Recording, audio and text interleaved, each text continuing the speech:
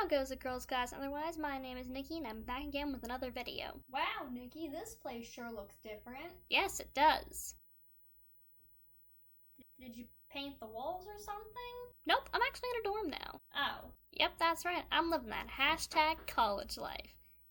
It's stressful. So for those of you who are new here or just haven't seen my latest community post, let me give you a brief update in regards to the situation. I'm currently in my first semester of college, and I've spent that whole time trying to get acclimated and get back to doing schoolwork. So that's left me with a lot less free time to actually work on videos. I am in the midst of trying to get scripts done for my video essays, which should hopefully be out soon. But my big problem is that I tried to get back into gaming videos, and I actually recorded the first bit of Ace Attorney Investigations, and the footage was so laggy, it was literally unusable. OBS has apparently decided that it hates me now. Yay! So I'm trying to take care of all this stuff, and then my laptop updating completely screwed over my storage space, so yeah, that was not fun. I'm trying to take care of all those various tech issues so I can hopefully get back into making gaming videos soon, which sucks because I have a huge backlog of games I haven't played because I want to record them. And then a game goes on sale, and I'm like, oh cool, whole Mass Effect trilogy for $5? Sign me up, and now I have another game that I still haven't played yet. This really only affects the gaming videos, by the way. Video essays themselves and videos like this are probably gonna be fine. Hopefully I'll get all that resolved soon and I'll be able to have some videos up for you. I am gonna re-record Investigations just because I only played through the first part of it. In the meantime, this is what I got for you, so I think I'm doing pretty good at balancing schoolwork and free time, but video making is such an involved process that sometimes doesn't leave me with time to do any of the other stuff I enjoy. Hopefully I'll be able to get some new content out for you guys and still be able to doom scroll tech talk and build Legos. And speaking of Legos, screw you, that transition was brilliant. Let's actually get into the subject of today's video, the new Lego Black Pearl set. Oh, sorry, Captain Jack Sparrow's pirate ship. No, I don't know why Disney decided to change the name, they just apparently decided to do it. Oh yeah, that's right, I'm also a fan of Pirates of the Caribbean, the other thing Orlando Bloom was in.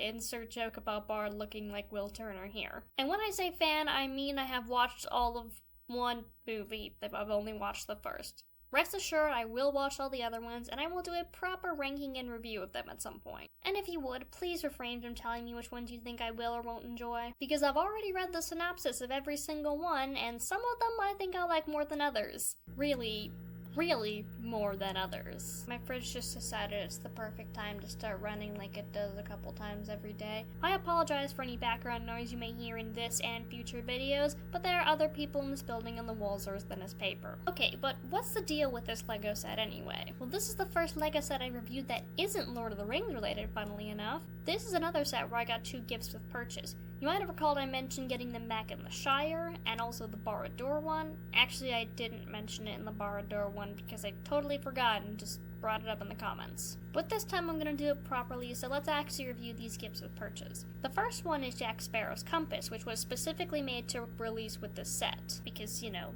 same franchise. It's a pretty small set, didn't take very long to put together, like 20 minutes maybe, but it does open and close, and you can carry it on a string like an actual compass, so it's pretty cool. The other one was a Sega Genesis controller, which actually has a little game of Sonic going on in the back. I don't really know all that much about Sonic, but this thing looks really cool, especially with the way that you can just turn it around and there's a whole game going on. Unfortunately, all this stuff is back at home, I don't have it with me right now.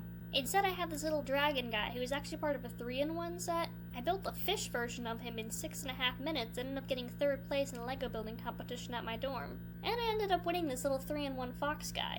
Ain't he cute? I like to periodically boop them on the nose. They appreciate it. Now, if you couldn't already tell, I love getting gifts with purchase. My go-to is to build them before the big set, usually do the smallest one first, and then the larger one, and then the biggest set of them all. It's just more fun that way, kind of it's like a little bit of a build-up and anticipation. I really don't have all that much to say about them, I just think they're neat. They're really cool. And besides, that's not what you're here for. You're here to hear about the new Captain Jack Sparrow's pirate ship. Okay, you know what, Disney? Not happening. I'm calling it the Black Pearl. That is the Black Pearl. Deal with it. Pirates of the Caribbean is one of those themes that, like Lord of the Rings, used to be active a while back and was eventually discontinued. They don't sell any of the old sets and minifigures anymore, so you have to buy them secondhand like on Bricklink. Oh yeah, Lego and Bricklink actually have merged accounts because Bricklink has been owned by LEGO for a while, so I finally decided to just give you all one login info, which is nice. And if you follow me on TikTok, you've probably seen my series Project Caramel, where I collect all those old Lord of the Rings and Hobbit themed minifigures. I'm not going to do the same for Pirates of the Caribbean because, well, I don't have any of those old minifigures, and there are just already so many I have to worry about for Lord of the Rings. But I may buy a few depending on what my thoughts on later movies are. If you've seen any of my other reviews, you know I usually talk about the minifigures and the set itself in separate detail. So since we're already discussing minifigures, why not start there? This set comes with 8 minifigures, well, 9 if you count the figurehead. Yeah, that's right, I know pirate terms. I've been playing Pirate 101 for years.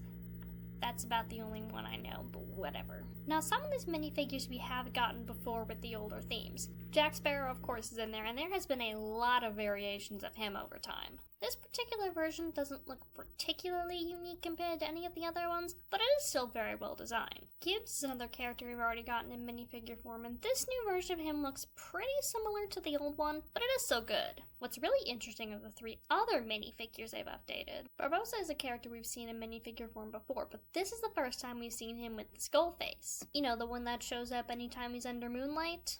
If you've been around for a while, you know I'm a pretty big fan of giving minifigures a dual expressions, and I think this is one of the best dual expressions I've ever seen on a minifigure. The curse is part of what makes Barbossa so iconic as a villain, and I'm so glad they were able to capture that and get it into the set. Elizabeth Swann has also appeared in LEGO sets before, but originally she was in her red dress, and now she's in her gold dress. It's not too much of a difference, but I do like getting to see characters in different outfits. Kind of like how Arwen used to be in her blue dress, but in the updated Rivendell set she's in her white dress. I just like the variety on it. And of course there is my personal favorite, Will Turner, and the best character in the movie, and I'll fight you on that. The old Will minifigure is from a later movie, so he looks a lot more piratey, but in this version we're specifically talking about stuff that takes place during Curse of the Black Pearl. So now he's in his original outfit, which makes sense because this is before he embraces inner pirate. Just in general, I'm very happy to have a Will minifigure in my possession. I mean, just look at him.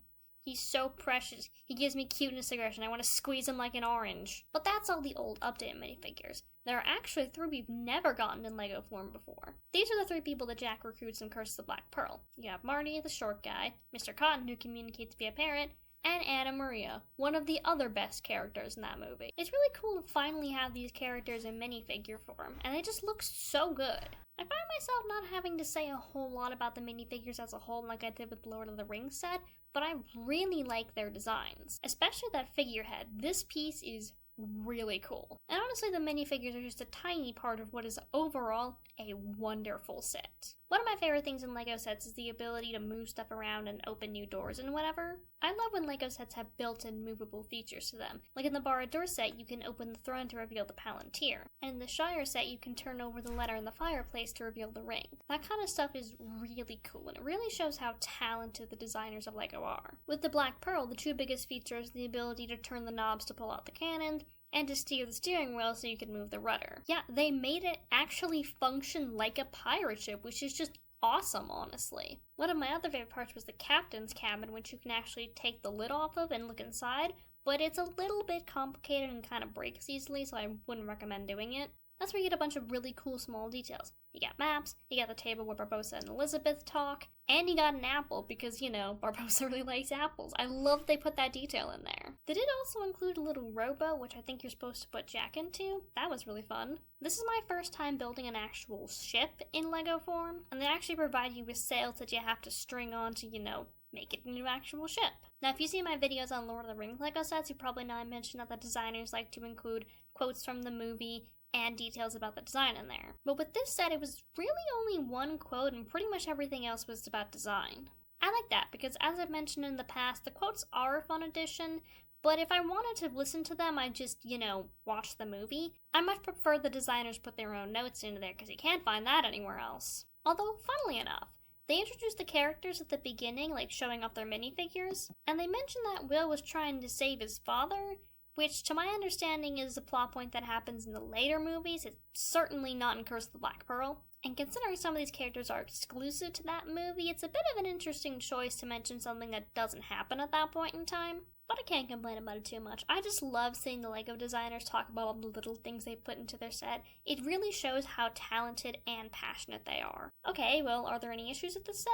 Yeah, a few. The big thing is the rudder.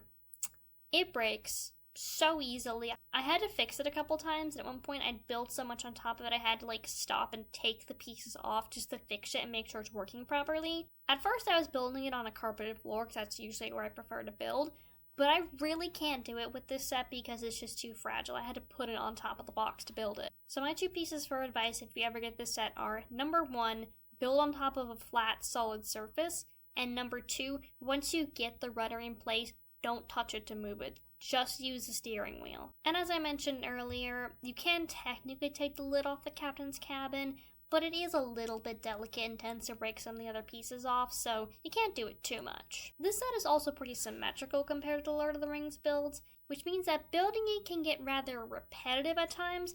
I had to build 16 cannons, and certainly I was a cannon building master at the end, but it wasn't a whole lot of fun to do. And the sails were kind of a pain in the ass to figure out how to get on as well. I mean, I got them eventually, and they do look really good, but it was a lot more complicated than I was expecting. Generally speaking, the big difference between this new set and all the new Lord of the Rings sets is that those sets tend to be a little bit more internal, whereas the Black Pearl is much more external. Like, poke around the Rivendell set, there's so many things inside each corner of it. Look at the backside of Barad-dûr, you can see so many things going on the inside. Same thing for the Shire set. They do look really cool on the outside, but they have so much going on that makes you want to look at them from every angle. The Black Pearl doesn't really have that. I mean, sure, you have the cool features of the cannons and the steering wheel, and the ability to look at the captain's cabin, but there's pretty much nothing else inside of it. It's more for show purposes. Other downside of the set, it's big. It's not quite as tall as Barad-dûr, but it is fairly long. Before you buy it, definitely make sure you have the storage space, because you don't want to put this somewhere where you won't have enough room. And because it's a ship and has a lot of things that tend to like poke out in either direction, you can very easily accidentally poke yourself, so just be careful of where you put it and the way you position it. Now, that's not to say I didn't have fun building the set. I certainly did. It's amazing, honestly. But again, it feels like they're more showing off their architectural skills as opposed to like their ability to pack in small details. So it's certainly a very different building experience, and it's not my personal kind of building experience. I admire the talent that went into it. It's really impressive. But I much prefer to build something like a Rivendell where there's variety. This being a pirate ship, it also is pretty much all black. And so it's not quite as visually appealing as something like Rivendell, which is full of colorful buildings and waterfalls, or the Shire, which has grass and plants everywhere, or even Barad-dûr, which is a lot of black and gray, still has that lava flow underneath it and does look really cool. If you're a longtime LEGO fan and a Pirates of the Caribbean fan, I totally think you'll like this set. Just make sure to be very careful when you're building it. This is also one that's going to take a bit of time. I think it took me like 9 or 10 hours in total, so right around the time it took me to do the Shire set. Although part of that was spent having to fix that frickin' rudder. It was not fun to have to fix, let me tell you that. But overall, I don't regret buying it. I definitely think it was a good choice. This is actually a present for myself for surviving my first ever college exam, so I'm pretty happy I got it. So if this set looks appealing and you have the space for it, go right ahead. I'll leave a link in the description so you can check it out yourself. Alright, that's about all the time we have for today. I hope you all enjoyed this review, and I hope to have more content for you soon. Thanks for watching, and I hope you have a fantastic day. Bye!